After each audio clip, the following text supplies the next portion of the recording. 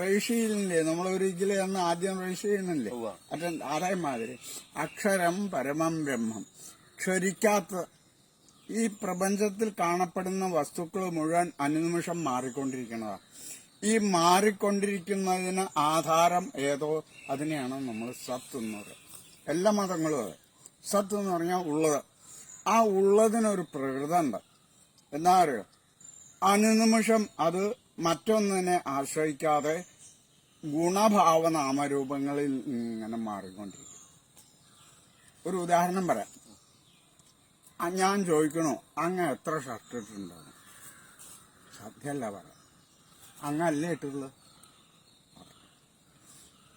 ഇതന്നെ നമ്മള് നായയുടെ രൂപം എടുത്തിട്ടുണ്ടാവാം, പട്ടിയുടെ രൂപം എടുത്തിട്ടുണ്ടായിരിക്കാം, ആനയുടെ എടുത്തിട്ടുണ്ടായിരിക്കാം. പക്ഷേ ഇതിനെ എല്ലാറ്റിനെയും അറിയുന്നവൻ ഒരാളാണ്. അതാണ് ഈ ഏകത്തെ അറിയാതെ അനേകത്തിൽ നമ്മൾ റിസർച്ച് ചെയ്താൽ അതൊക്കെ വൃഥാവും. ഇപ്പൊ ഈ പ്രബന്ധങ്ങളില്ലേ, അതിനൊന്നും ഒരർത്ഥമില്ല. ഒരു തെങ്ങെന്ന് പറഞ്ഞാൽ അതിന് പൂവ്, ഫലം, വിത്ത്, വൃക്ഷം, അങ്ങനെ 4 ഭാവങ്ങളേ ഉള്ളൂ. ഈ 4ഉം കൂടിയുള്ളതാണ് തെങ്ങ്. ഈ തെങ്ങിന്റെ ധർമ്മം എന്താണെന്ന് അറിയോ? ഒരു നാളികേരം എടുത്തിട്ട് കുഴിച്ചിട്ട് ആ ഒരു നാളികേരം ഒരു 100 നാളികേരത്തെ വിത്താക്കി വിട്ടിട്ട് അതാ പോകും. അവിടെ ഓരോന്നും ഇതന്നെ. ഈ പ്രപഞ്ചത്തിൽ ഒരു വസ്തു മറ്റൊരു വസ്തു ആവണമെങ്കിൽ 2 ഘടകം വേണം. എന്താ പറയുക? ഒന്ന് ബീജീകരണം. ബീജീകരണം എന്ന് പറഞ്ഞാൽ മനസ്സിലായോ? പിന്നെ ഒന്ന് ഗർഭീകരണം. ഗർഭീകരണത്തിന്റെ പ്രോസസ്സ് ഒരു ഡോക്ടർമാർക്ക് പഠിപ്പിക്കാൻ പറ്റില്ല.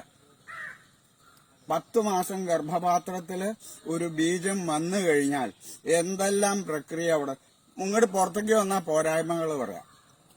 മറ്റു പറയാൻ പറ്റില്ല. കറുപ്പും വെളുപ്പും എല്ലാം പറയാൻ പറ്റും. പറയാൻ പറ്റില്ല. പുറത്തേക്ക് വന്നാൽ പോരായ്മ പറയാം. പക്ഷെ അവിടെ നടക്കുന്ന പ്രക്രിയ പഠിക്കാൻ പറ്റില്ല. അത് ഏത് മാതിരി വെച്ചാൽ ഇപ്പൊ ഒരു തെങ്ങിനെ സംബന്ധിച്ച് റിസർച്ച് ചെയ്തിട്ട് ഒരാൾ പ്രബന്ധം എഴുതുന്നു. അത് കഴിഞ്ഞ ഒരു 100 കൊല്ലം കഴിഞ്ഞാൽ ഈ വെറൈറ്റി ഒന്നും അല്ലാതെ പുതിയതായി പറഞ്ഞ അത് കഴിഞ്ഞാൽ അപ്പൊ അതിനെയും പരിശോധിക്കുക, അത് കഴിഞ്ഞാൽ അതിനെയും പരിശോധിക്കുക. പക്ഷേ ഈ ലോകത്തിലെ ഏറ്റവും വലിയ റിസർച്ച് എന്ന് പറഞ്ഞാൽ എന്താ പറയുക? Aeronautic engineering. എയറോനോട്ടിക് എഞ്ചിനീയറിംഗ് എന്ന് പറഞ്ഞിട്ടുണ്ടെങ്കിൽ ഭൂമി, ജലം, അഗ്നി, വായു, ആകാശം, ഈ 5 എണ്ണത്തിന്റെ എഫിഷ്യൻസിയെ സംബന്ധിച്ച് തലകേറി പഠിക്കല. ഇത് പഠിക്കണ നിങ്ങൾ ആരാണ്ടാന്ന് ഞാൻ ചോദിച്ചിട്ടുണ്ട്. എന്റെ ബന്ധുക്കളുണ്ടായിരുന്നു. ഇത് പഠിക്കണ നിങ്ങൾ ആരാണ്ടാന്ന് നിങ്ങൾ അറിഞ്ഞിട്ടുണ്ടോ ചോദിച്ചപ്പോ അവർക്ക് അറിയണ്ട. Who are you? ഇതൊക്കെ ഉപാധികളാണ്. നമുക്കൊക്കെ 3 ഉപാധികളുണ്ട്. 3 എണ്ണം ഉണ്ട്. ഒന്ന് സ്ഥൂല ശരീരം, ഈ ശരീരം. ഇത് 5 ഭൂതങ്ങളുടെ കോമ്പിനേഷനാണ്. ആ കോമ്പിനേഷനൊക്കെ സിസ്റ്റം ഉണ്ട്. ഇത്ര ശതമാനം നിന്നത് എടുത്താൽ അതുണ്ട്. പക്ഷെ ആ ശതമാനത്തിന് അതിനെ എത്രയെന്ന് പറയാൻ പറ്റില്ല. ഒന്ന് സ്ഥൂല ശരീരം, 5 ഭൂതങ്ങൾ ചേരും. പിന്നെ ഒന്ന് അന്ധക്കരണം. അന്ധക്കരണം എന്ന് പറഞ്ഞാൽ അത് കാണാൻ പറ്റില്ല. മനസ്സ്, ബുദ്ധി, ചിത്തം. ചിത്തം എന്ന് പറഞ്ഞാൽ എനർജി, ഊർജം. 3 രണ്ടാമത്തെ അതാണ്. 3 ഞാൻ എന്നുള്ള ഭാവം. ഞാൻ, ആ ഭാവമാണ് നമ്മൾ ഈ കർമ്മങ്ങളൊക്കെ ചെയ്തിരിക്കുന്നത്. ആ ഞാൻ അഹങ്കാരം ശരിക്കും തെറ്റല്ല. നമ്മൾ അതിൽക്ക് വലിയ അഹങ്കാരം ഉണ്ടെന്ന് പറയില്ലേ? അഹങ്കാരം എന്ന് പറഞ്ഞാൽ അതിന്റെ അർത്ഥം ഞാൻ സ്വീകരിച്ച ശരീരം. അഹങ്കാരത്തിന്റെ അർത്ഥം ദക്ഷിണാമൂർത്തിയാണ്. ഭൂമിരാപ്പാനലോ വായു ഖം മനോ ബുദ്ധിരേവച. 5 ഭൂതങ്ങള്, മനസ്സ്, ബുദ്ധി, ഞാൻ. എത്തായില്ലേ? ദക്ഷിണാമൂർത്തിയാണ്. ദക്ഷിണാമൂർത്തിയാണ് ഈ പ്രപഞ്ചത്തിന്റെ മുഴുവൻ നോളജ്.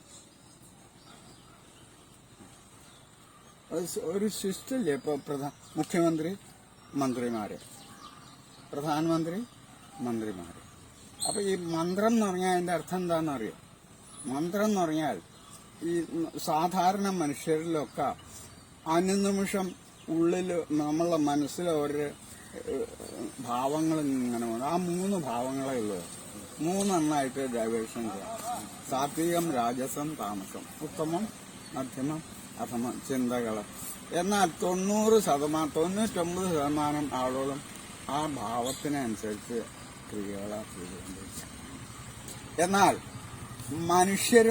മനുഷ്യർക്ക് മാത്രം വേണമെങ്കിൽ എന്താണോ ഈ ചിന്തകൾ ഇപ്പൊ ഇങ്ങനെ വരുമ്പോ അതിനെയൊക്കെ നോക്കി സാക്ഷി എന്നുള്ള വാക്ക് കേട്ടിട്ടുണ്ട്.